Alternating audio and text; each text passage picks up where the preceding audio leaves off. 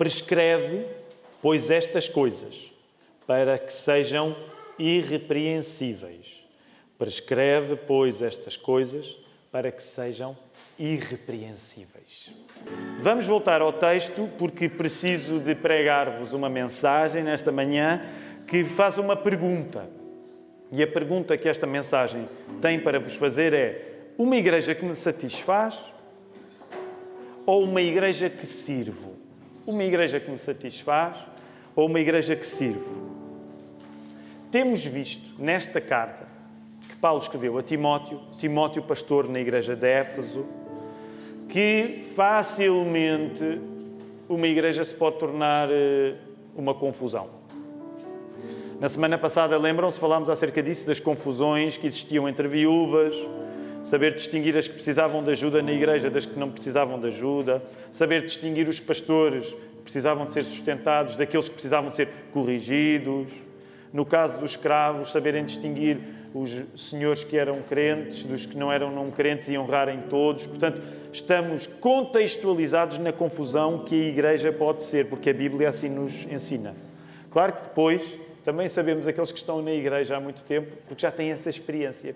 O ambiente dentro de uma igreja pode ser confusão. E na confusão que a igreja pode ser, é tentador tu estares dentro da igreja a procurares mais a satisfação do que o serviço.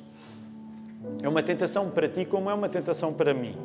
Nós gostamos de estar na igreja mais satisfeitos do que propriamente a servir. Mas hoje quero-te falar uma vez mais que quando nós temos Jesus como o nosso exemplo, quando nós temos Jesus como o nosso Salvador e a nossa vida nova, o sacrifício pode tornar-se o modo como realmente nós nos satisfazemos. Portanto, hoje vou trazer-vos uma lógica de estar na igreja que opõe a ideia de satisfação à ideia de serviço. E acrescento a esta dicotomia a ideia de sacrifício, para te dizer e para te encorajar, ao olhares para Jesus, a saberes que, sendo Ele o sacrifício total de que tu precisavas, tu podes estar na igreja em serviço e, em vez de ser uma coisa má, ser uma coisa boa. Sim, muito resumidamente, é isto que te quero pregar nesta manhã. Mas o sermão não é só o resumo é só a entrada. Por isso vamos orar para que ele possa acontecer e nos alimente. Vamos falar com Deus. Querido Deus, uma vez mais, nós estendemos a nossa voz, ousamos falar com o Deus Criador. Ouvimos a leitura do texto da criação de todas as coisas. E ousamos falar contigo, chamar-te Pai. Ó Senhor, todo o nosso descaramento e ousadia só existe por causa de Jesus e do que Jesus fez por nós. Por isso, vamos no nome de Jesus quando metemos conversa contigo, Deus Criador. E pedimos-te uma vez mais que tu nos alimentes com a tua palavra, que tu aumentes a nossa alegria, porque tu alegras-te na nossa alegria, Senhor. Que tu aumentes a nossa fé, que aumentes a nossa capacidade de responder à tua graça em serviço. Nós agradecemos todas as necessidades de serviço desta igreja, porque elas são uma oportunidade para nós acreditarmos em ti e agirmos. Senhor, faz isto acontecer nesta manhã. É aquilo que nós te queremos pedir. E uma vez mais reconhecemos que não nos basta a nossa boa vontade, não nos basta o interesse que nós temos em estar perto de ti. Nós precisamos da tua própria graça. E por isso oramos no nome de Jesus. A igreja pode responder com convicção? Com convicção? Amém. Obrigado, meus irmãos. Até sou levado a acreditar que vocês acreditam no nome de Jesus. Lamento se ofender alguém dizendo isto, mas é bom. Vamos voltar à palavra. Temos aqui muita coisa para fazer, meus irmãos. Aliás, não quero desanimar ninguém. Se Deus quiser, não será tanto como a semana passada. Os irmãos que estão no segundo turno, a semana passada foi valente. Há 58 minutos de sermão. Já há muito tempo que não acontecia uma coisa assim. Se Deus quiser, hoje vai ser mais curto. Nunca se sabe, mas se Deus quiser, vai ser mais curto. Mas para isso é importante que tu te voltes a colocar no contexto. E para isso, ainda que seja na diagonal, tu vais ter de olhar ler o texto na diagonal, está bem? O capítulo 5 para te lembrares, até aos primeiros 2 versos do capítulo 6. Vais ter de voltar a familiarizar-te. Se estás aqui pela primeira vez, bem-vindo. Não precisas ter vindo a semana passada para seres abençoado hoje, mas olha para o texto só para teres aqui alguma ideia, porque nós estamos concentrados apenas no verso 7. Prescreve, pois, estas coisas para que sejam irrepreensíveis. E para que isto faça sentido, nós precisamos de voltar a lembrar um pouco o contexto. Portanto, dou-te uns segundos muito breves para tu leres na diagonal o capítulo.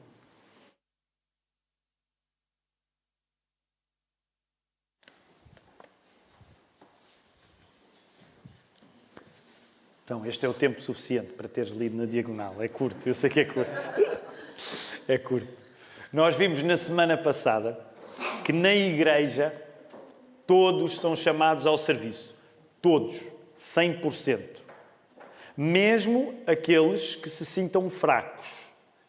Na igreja de Jesus, todos chamados são ao serviço, sejam fortes ou sejam fracos. Para tu, que crês em Jesus, para ti que és cristão, o serviço na igreja não depende da tua força, mas depende da tua fé. O serviço na igreja não depende de força, depende de fé. Daí que a pergunta é muito simples. Tens fé? Então tens serviço para fazer. A pergunta na igreja não é: sentes-te com força? Então, se te sentires com força, vais começar a servir. Não. A pergunta, com a nossa Bíblia aberta, nós vemos é: tens fé? Então, se tens fé, tens serviço para cumprir.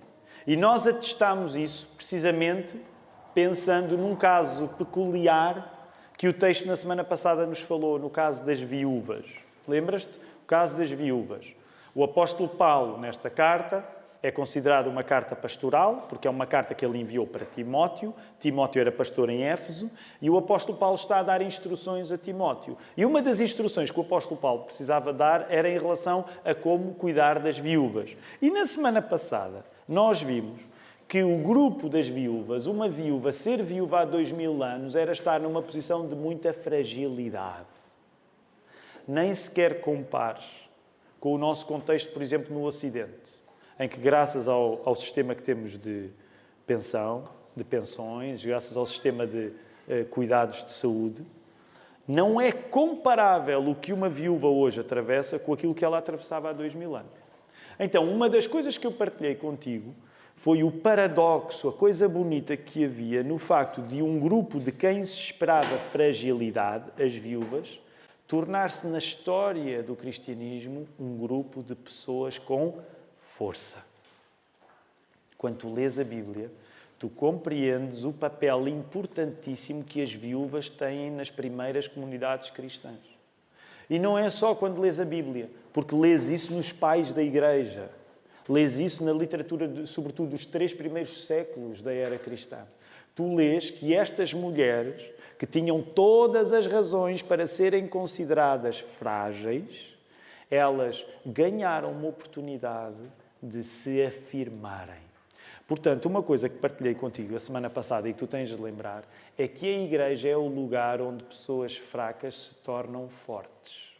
A igreja é o lugar onde pessoas fracas se tornam fortes. Outro modo de dizer isso, e esta frase vai aparecer agora aí, é: para a fé cristã, o serviço é também como a fraqueza se torna força. É por isso que tu vês o apóstolo Paulo, vimos isso na semana passada, nos primeiros versos do capítulo 5, a dar instruções acerca do que as viúvas deveriam fazer. As viúvas, que eram pessoas aparentemente frágeis, graças à sua vida na igreja, ganham uma capacidade de trabalho excepcional. Por isso, tu aprendes que para a fé cristã, o serviço é também como a tua fraqueza se torna força. Pensa nisto. A maneira como tu serves é como a tua fraqueza se torna força. Nada disto é por acaso. Porquê? Porque no cristianismo, na nossa fé cristã, a fraqueza torna-se força não é por tua causa.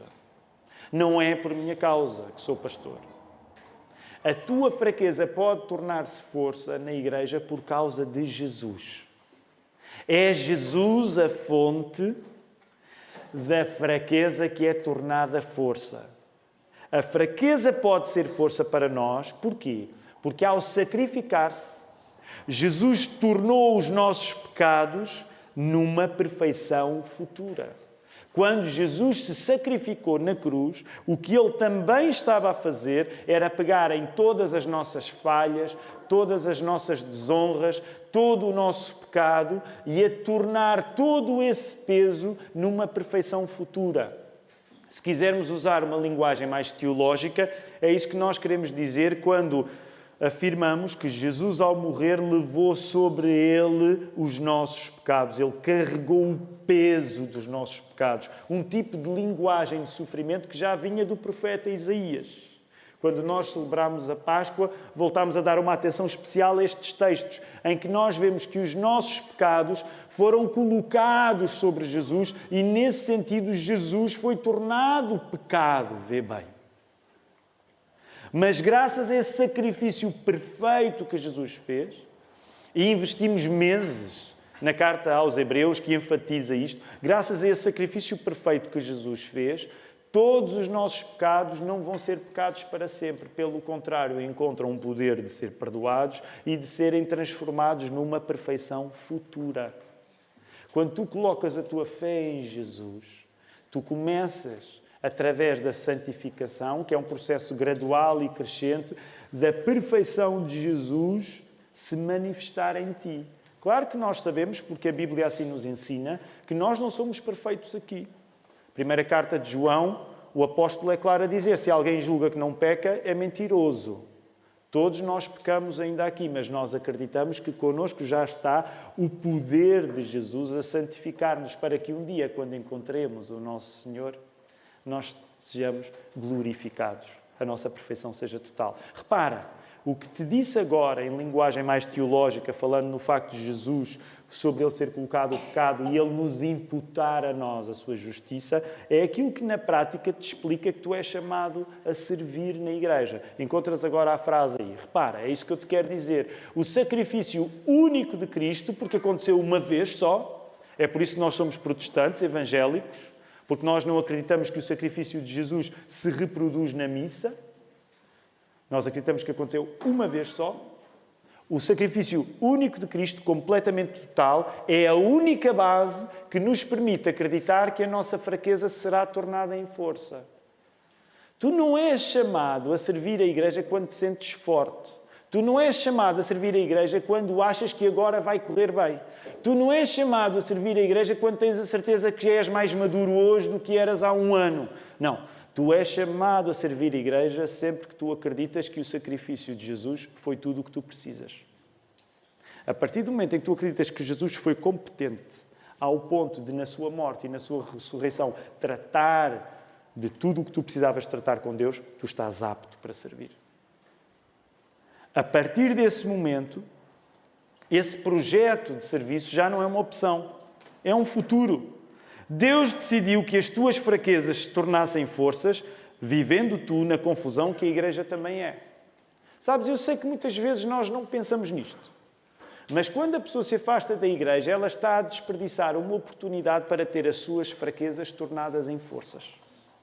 Quando um cristão vive longe da igreja, ele está a desperdiçar a oportunidade de ver o poder do sacrifício de Jesus a agir na prática, tornando as suas fraquezas em força.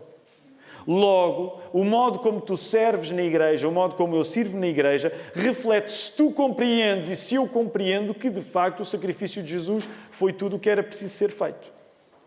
O modo como nós servimos na igreja atesta se tu compreendes que foi o sacrifício de Jesus que tornou o teu pecado em perfeição futura. Isto tem uma aplicação negativa, óbvia. Quem não tem uma atitude de serviço na igreja demonstra, mesmo que faça sem intenção, mas quem não tem uma atitude de serviço na igreja, demonstra que o sacrifício de Jesus não tem um significado real para si. Pensa nisto. Se tu fores passivo na igreja, mesmo que não seja com intenção, o que tu estás a demonstrar é que, na prática, não consideras assim tão eficaz o que Jesus fez por ti na cruz e na ressurreição.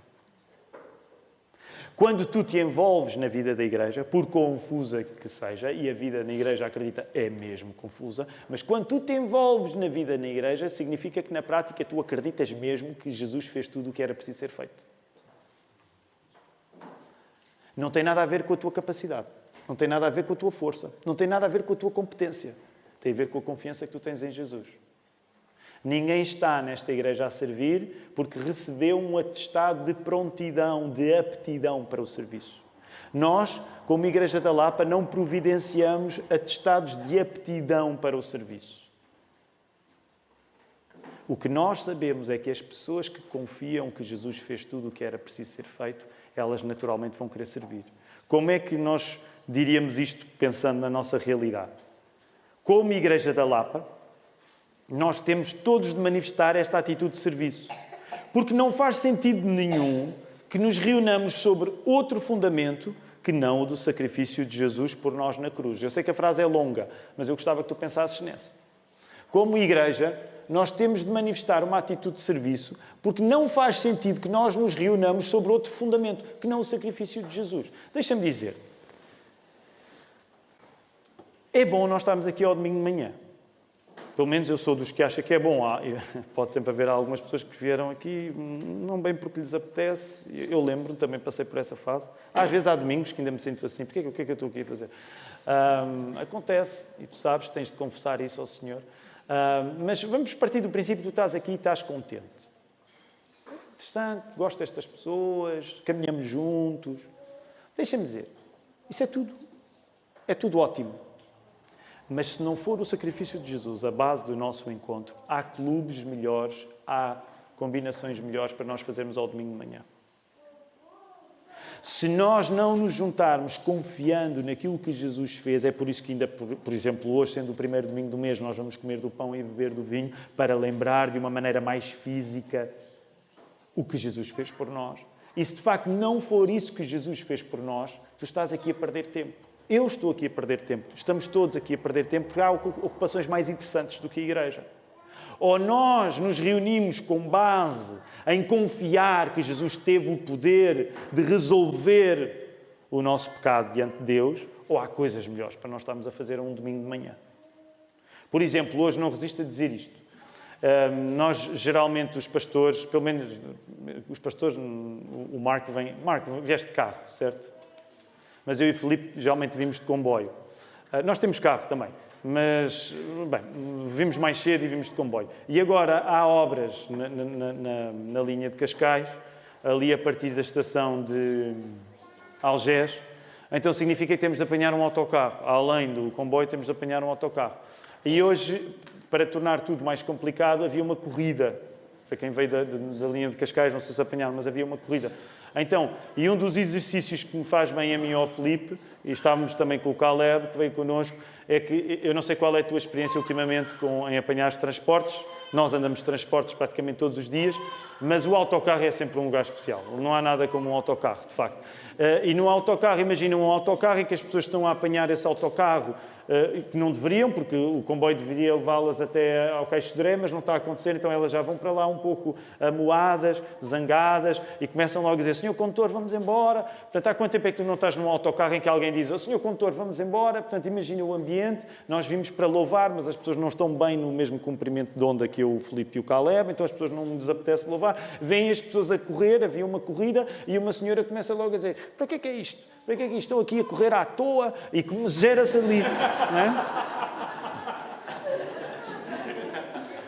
O ponto, esta ilustração tem um ponto, eu vou tentar chegar a ele agora. O ponto é este: para aquela senhora, diante das pessoas que a correr impediram que o autocarro avançasse mais rápido, era um espanto que alguém, ao domingo de manhã, quando ela tinha de trabalhar, resolvesse levantar-se da cama para ir correr.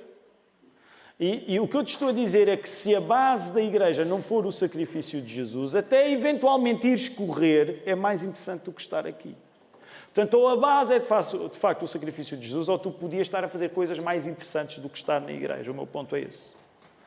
Ora, nós estamos a falar aqui na ideia do serviço, Porque há novidades que eu quero partilhar convosco hoje na igreja. Lembram-se, a semana passada eu disse, venham no próximo domingo, é suposto irmos todos os domingos, e se falhares à igreja, pelo menos vai a uma igreja mais perto de onde tu estejas, portanto é suposto irmos ao domingo, todos os domingos à igreja, mas na semana passada, lembram-se, eu disse, venham no domingo porque há algumas coisas importantes que nós queremos anunciar.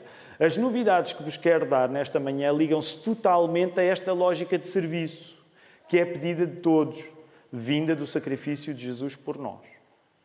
E para enaltecer essa lógica de serviço, eu quero sugerir uma oposição, que tu já ouviste na introdução, em relação a uma lógica de serviço versus uma lógica de satisfação. E nesse sentido, como já podes calcular, eu estou a elogiar a lógica de serviço e não estou a elogiar tanto assim a lógica da satisfação.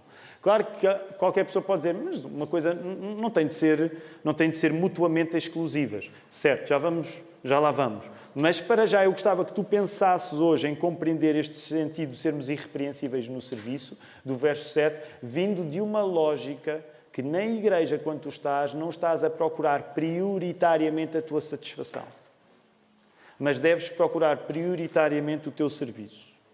Vamos, portanto, a essas novidades. Okay? Quero dar-vos agora algumas novidades acerca da nossa igreja e em jeito de prenda de anos, antecipada, não é? Portanto, nós vamos fazer 94 anos no próximo sábado, dia 10 de junho, e em jeito de prenda de aniversário à igreja, eu quero anunciar que nós vamos regressar já no próximo domingo, 11 de junho, a um serviço de culto único. Se alguém estiver contente, pode manifestar a alegria. Também já estou a avisar, não fiquem contentes demais, porque ainda há mais coisas para dizer. Mas vamos voltar, próximo domingo. E eu digo em jeito de prenda de anos, porquê? Porque muitos da igreja têm desejado um encontro único. A bom rigor, quem não tem desejado esse culto único na nossa igreja? E esta é parte do sermão que eu hoje vou usar de alguma liberalidade na maneira como eu me vou manifestar. Pelo facto de estarmos a estudar uma carta pastoral, nos últimos meses os pastores têm aberto nós temos aberto o nosso coração, às vezes de uma maneira mais tocatulá. A quinta-feira, em particular, tem sido uma oportunidade única para isso. E, portanto, deixem-me hoje, portanto, vocês vão ter de me ouvir com generosidade e, eventualmente, até com uma pinga de perdão, se necessário for, porque hoje nós vamos usar de uma sinceridade que muitas vezes não podemos. É apropriado afirmar que a satisfação de todos na Igreja da Lapa é maior quando nós estamos todos juntos. Concordariam? Quando conseguimos estar todos juntos, nós ainda ficamos mais satisfeitos. Mas agora é a parte em que eu vou fazer algumas confissões. Não chegámos, todavia, a este modelo de 2 serviços de culto por uma questão de satisfação. Agora é a parte em que eu me queixo de uma coisa ou outra. Até porque, reparem, um dos privilégios que o pastor tem, que os pastores têm, é de ouvir muitas vezes vocês abrirem o vosso coração. E ao longo do tempo, naturalmente, nós ouvimos o coração de muitos irmãos que diziam: pastor, um culto só. Mas deixa-me dizer-te uma coisa, e não me estou a queixar, até porque ser pastor envolve isto. Por que razão é que tu acharias que os pastores não tinham a mesma preferência que tu? Que a lógica não é de satisfação. Portanto, nós fomos ouvindo muitos irmãos a dizer há um serviço de culto e fomos silenciando o nosso próprio coração, porque como pastores nós às vezes temos de ouvir, não podemos dizer às pessoas, não podemos usar da mesma liberdade para falar com as pessoas como as pessoas usam connosco. Porque naturalmente, e este é um ponto muito importante, nós nunca chegámos ao sistema de 2 cultos por uma questão de satisfação ou preferência pastoral. Porque os pastores, como a maior parte da igreja, preferem quando a igreja está reunida de uma só vez. Aliás, lembras-te, quando começámos a usar o sistema de 2 cultos, foi em setembro de 2021. É verdade, não te esqueças daquilo, ainda vai. Daquela data, da data da margem sul. Isto é uma coisa que vem do primeiro turno, mas já vai chegar ao segundo também. Conseguiste confirmar? Ainda não estou convencido. Isto é uma parte, já lá chegamos. Mas em setembro de 2021 nós ficámos com 2 serviços de culto. Claro que não ficámos com 2 serviços de culto ignorando o que tinha acontecido antes. Eu sei que para alguns até parece que já foi há muito tempo. Mas lembra-se do que é que aconteceu antes de em setembro nós ficarmos com 2 serviços de culto? Foi a pandemia. Sabes quantos serviços de culto é que nós tínhamos ao domingo? Tínhamos 3. Alguns de vocês estavam vivos nessa altura e lembram-se. Os pastores pregavam o mesmo sermão 3 vezes, os músicos tocavam as mesmas músicas 3 vezes.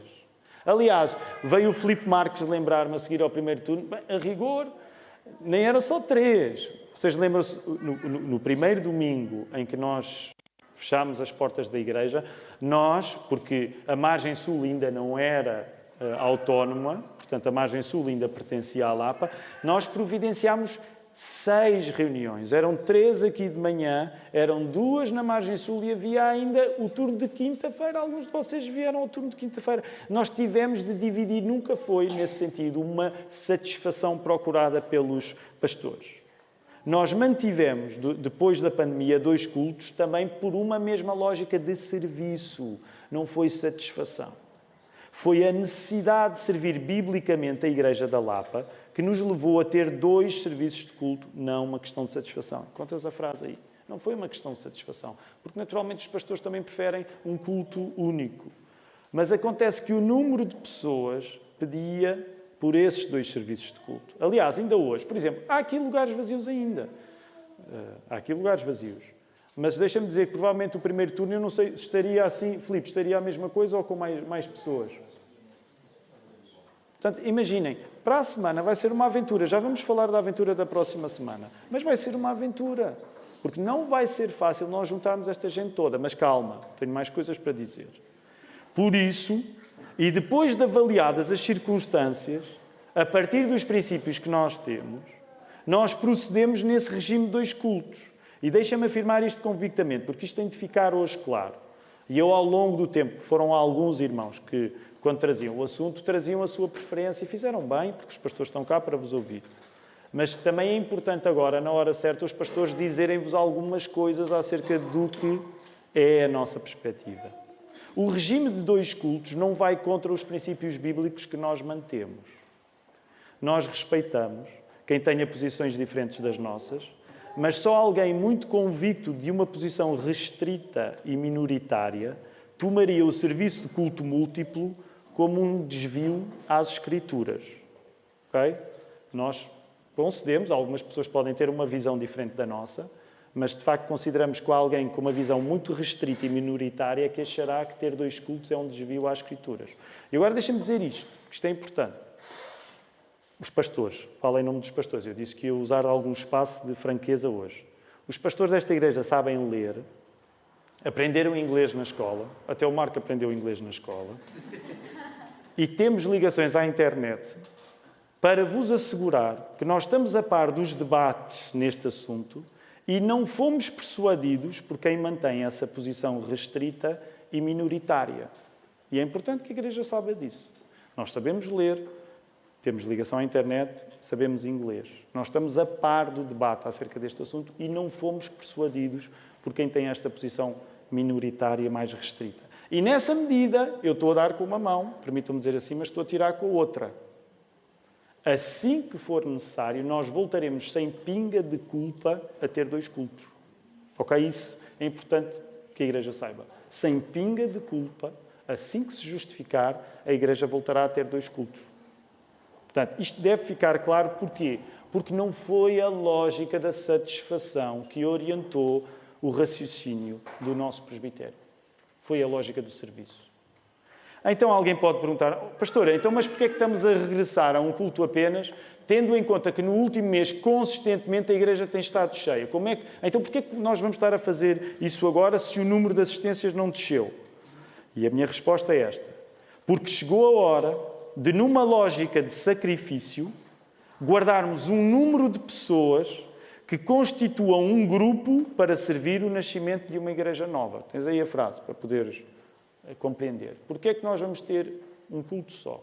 Porque chegou a hora de nós começarmos a guardar um grupo específico de pessoas que será mais tarde enviada para abrirmos uma igreja nova, se Deus assim abençoar, na zona ocidental de Lisboa. Sim, nós vamos regressar a um culto único, mas vamos manter o horário de um culto prévio que providencia a futura igreja que planeamos plantar na zona ocidental de Lisboa.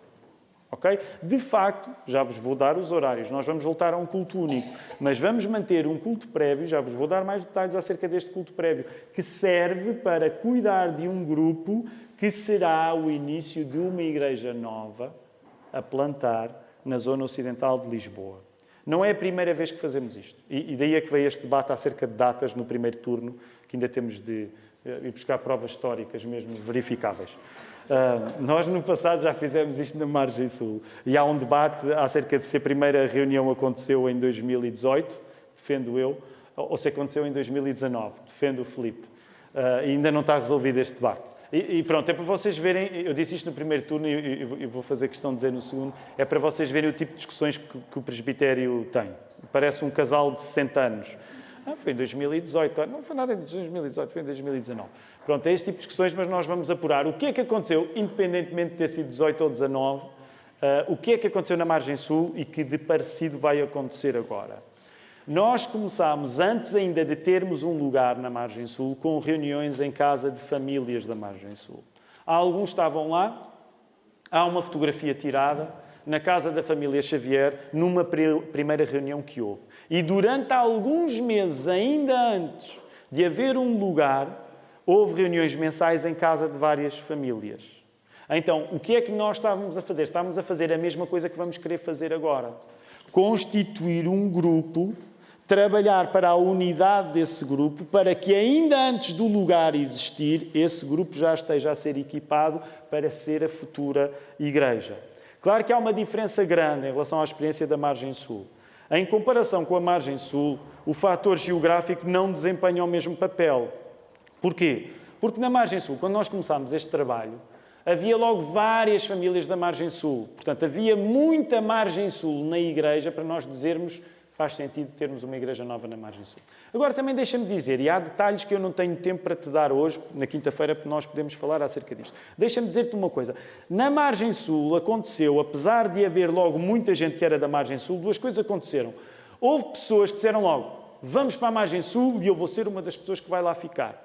Mas também aconteceu pessoas da Margem Sul a dizer vamos para a Margem Sul e eu sou uma das pessoas que não vai lá ficar. E não há problema. Porquê? Porque numa igreja ninguém obriga ninguém a mudar para a missão.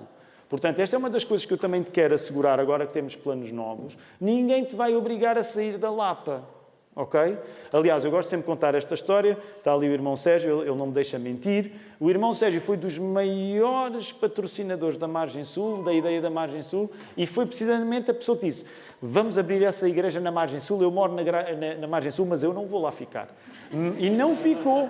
Mas deixem-me dizer, o irmão Sérgio sabe, a ajuda que foi e que ainda hoje fez toda a diferença. E nunca foi uma preocupação para os pastores, mesmo tendo em conta que estamos a falar do casal de diáconos mais experiente da nossa igreja. Nunca foi uma preocupação para os pastores nem empurrarem a família Silva para a Margem Sul, nem também resgatá-la da Margem Sul se eles quisessem lá ficar. Porque não é assim que se pensa no reino de Deus. A pessoa pensa em multiplicar, em dar o melhor de si. Não é guardar o melhor de si. Quem quer guardar o melhor de si não obedece ao mandamento de irmos fazer discípulos, porque gosta de ficar na lógica da satisfação. Agora, porquê é que nós estamos a pensar na zona ocidental de Lisboa? Nós não estamos a pensar na zona ocidental de Lisboa, não é pelo facto da nossa igreja já lá estar. É verdade que há algumas pessoas na zona ocidental de Lisboa, eu já vou referir a alguns dos lugares que estamos a falar. Não é tanto o facto de haver muita gente da Lapa na zona ocidental de Lisboa que nos leva lá. É mais o facto da Igreja da Lapa querer lá estar. Não é a Lapa que já lá está. É a Lapa que lá quer estar. É isso que nos leva a pensar. Os primeiros contactos que nós fizemos, que infelizmente, quando nós esperávamos que as portas se iam abrir, não se abriram, Deus é que comanda estas coisas, nós tivemos um primeiro contacto na ajuda. E interessava-nos a zona da ajuda, ali a zona da ajuda, Restelo, Belém, porque é uma zona onde não há praticamente igrejas evangélicas. Há uma outra, mas há poucas. Os contactos foram feitos, Deus não abriu essas portas e estamos a falar ainda sem certeza, porque estamos dependentes de vários contactos que estão a ser feitos, mas provavelmente estamos a falar da Algés, que já nem sequer é Lisboa, já é fora do município, mas nós falaremos na zona ocidental de Lisboa num sentido mais alargado. Portanto, é esse o nosso plano, assim que possível, se Deus quiser, ainda durante este verão, este grupo se começar a reunir em Algés. E nesse sentido, esta é uma questão que eu quero abrir a todos os membros da Lapa, independentemente de viverem perto ou longe. Vocês sabem que a nossa Constituição, enquanto Igreja, a maioria esmagadora da nossa Igreja não vive perto da Lapa. Temos alguns privilegiados que vivem perto da Lapa, mas a maior parte de nós não escolheu esta Igreja por ser a Igreja mais próxima. Há alguns de nós, provavelmente a maioria, têm igrejas evangélicas mais próximas de nós. Nós não escolhemos a Lapa por razões estritamente geográficas. Portanto, há uma pergunta que eu hoje quero deixar contigo e gostava que tu tomasses nota dessa pergunta. Porque sim, nós temos já 3 famílias à partida prefiguradas para poderem estar lá. Falaremos acerca disso no futuro. Naturalmente os pastores. Mas nós não sabemos o que vai ser, quem vai ser a futura igreja que a Lapa quer abrir na zona de Algés. Mas há uma pergunta que eu te quero deixar e a pergunta é esta. Será que integrar o início de uma nova igreja, ainda que numa zona da nossa cidade que não seja a minha, pode ser o sacrifício que Deus quer do meu serviço? Será que eu integrar o início de uma nova igreja pode ser o sacrifício que Deus quer do meu serviço? E agora não nos podemos expandir muito, o nosso culto tem de terminar, temos ainda o pão e o vinho para beber, mas deixem-me dizer uma coisa, há histórias interessantes na nossa comunidade acerca de igrejas novas. Obviamente, a mais significativa é a Margem Sul, porque aconteceu há pouco tempo. A experiência da Margem Sul foi uma bênção para nós, porque muitos de nós vimos em primeira mão o que significa abrir uma igreja nova. Mas outras pessoas há, do tempo de São Domingos de Benfica, e que se lembram do que significa o desafio de integrar um trabalho missionário. Estou a olhar para 2 delas, o Miguel, o Ricardo. Eu lembro-me quando em 2007 me acheguei a eles e os desafiei para eles experimentarem uma coisa bastante diferente na vida deles, que era fazerem parte da aventura, da abertura de uma nova igreja. E acho que o Ricardo e o Miguel concordariam, nos primeiros anos, ninguém nos asseguraria que nós estaríamos nas circunstâncias que estamos hoje. E Deus deu-nos a graça a estes e a outros que se juntaram rapidamente à nossa igreja, de vermos uma coisa a nascer, com dificuldade, com sofrimento, com lentidão, mas aqui estamos hoje pela graça do Senhor. E provavelmente nenhuma das pessoas que esteve envolvida com a abertura de São Domingos de Benfica, nenhuma das pessoas que esteve envolvida com a abertura da Margem Sul se arrependerá do esforço que teve de dar. Portanto, é essa a pergunta que nós queremos colocar-vos nesta manhã. Como é que isto vai acontecer na prática? Porque precisamos saber como é que as coisas vão acontecer na prática. Como é que vão ficar os nossos domingos? Tiago, como é que vão ficar os nossos domingos? Então, vai ser assim. 9 às 10, serviços de culto preparatório da plantação da nova igreja. O que é que isto significa? Não vai ser o mesmo culto feito 2 vezes, como temos feito até agora, porque estamos a assumir que a Igreja da Lapa se reúne num culto apenas. Mas das 9 às 10 existirá um culto que é diferente, o sermão é diferente, o culto é diferente, porque ele é feito a pensar na abertura da nova missão. Provavelmente, como o grupo será mais pequeno, nós vamos fazer a nossa reunião, provavelmente ali mais a meio do salão, não vamos usar eletricidade nos instrumentos, não vamos usar amplificação na voz, porque queremos já começar a testar as circunstâncias que serão as da missão. E não vamos começar com os luxos, porque não se começa uma coisa pequena com luxo. Começa-se assumindo. Portanto, às 9, este culto existirá até às 10. Das 9 às 10. Claro que há perguntas que são justas e que podem e devem ser feitas. Tu podes perguntar, então, não é o caso, estamos no segundo turno, mas eu conheço a igreja. Havia muita gente a dizer, o culto único, mas eu sei que também muitas vezes o facto de termos 2 cultos dava jeito, às vezes há uma combinação especial no domingo e hoje até é mais útil para mim ir ao primeiro. E agora as pessoas podem sentir-se desconsoladas. Mas o primeiro culto era tão bom para mim, eu já tinha o meu domingo feito em função disso. Deixa-me dizer, ninguém te vai impedir de vir ao primeiro culto se tu quiseres. Agora, tu tens é ter a noção que se vieres, és muito bem-vindo, tu estás a assistir a um culto que tem uma intenção, obviamente, de louvar a Deus, mas de criar uma nova igreja. Portanto, se calhar o que tens é precisamente de testar, vir ao primeiro culto e perguntar: Senhor, estás tu a querer escolher-me a mim para fazer parte de uma nova igreja da Lapa? E deixa-me acrescentar isto. A visão da Lapa não é a ser uma espécie de pequena mega church portuguesa. Nós temos falado acerca disto. Porque para a nossa realidade europeia, nós somos um número bom. Tendo em conta que ainda por cima este é o segundo culto, os nossos números são bons. Para a Europa são números bons. Mas deixa-me dizer-te, nós com a Bíblia aberta não temos chegado à conclusão que temos de continuar a crescer. Aqueles que nós somos, chega e basta. O que nós precisamos de fazer é abrir novas igrejas e ajudar a revitalizar igrejas antigas. Portanto, inevitavelmente, quem está a chegar vai ouvir a pergunta: será que não podes tu ser uma boa pessoa para ir para a igreja nova? E não é só quem está a chegar.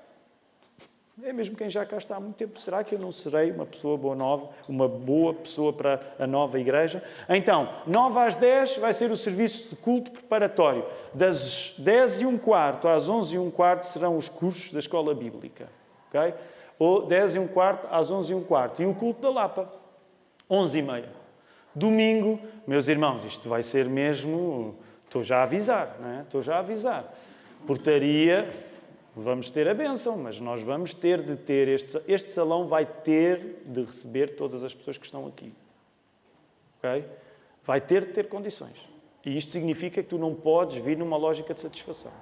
Tu tens de vir numa lógica de serviço, quer tenhas responsabilidade ou não. Ok? Não há lógica... Tu viste como foi no dia de batismos. Nós não podemos assegurar que vamos ter enchentes em todos os domingos, mas este salão é pequeno para nós. Por isso nós estamos a empurrar suavemente algumas pessoas para a missão, ok? Empurrá-las suavemente.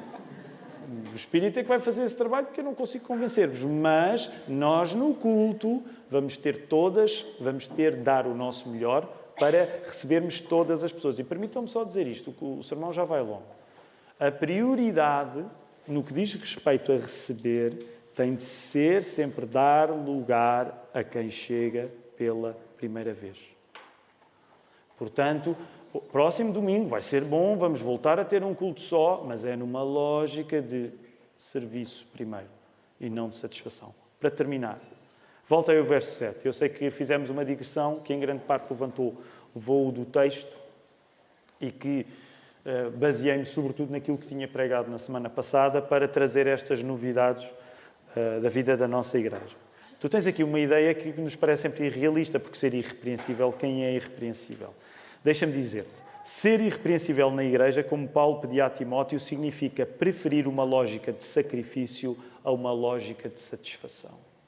O apóstolo Paulo, na segunda carta, vai tornar isto ainda mais evidente quando ele vai lamentar o facto de tantos o terem abandonado.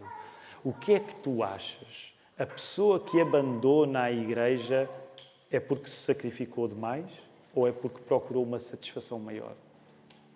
Portanto, esta realidade está lá. E, nesse sentido, o paradoxo acontece. Graças ao que Jesus fez por nós, morrendo na cruz, o sacrifício, através do nosso serviço, pode tornar-se a verdadeira satisfação. Olha aí. Graças ao que Jesus fez por nós, morrendo na cruz, o sacrifício, através do nosso serviço, pode tornar-se a verdadeira satisfação.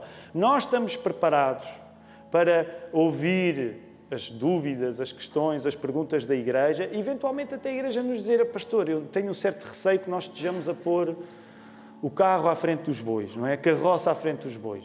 Não sei se conhecem este provérbio, não sei se no Brasil existe o provérbio de colocar a carroça à frente dos bois.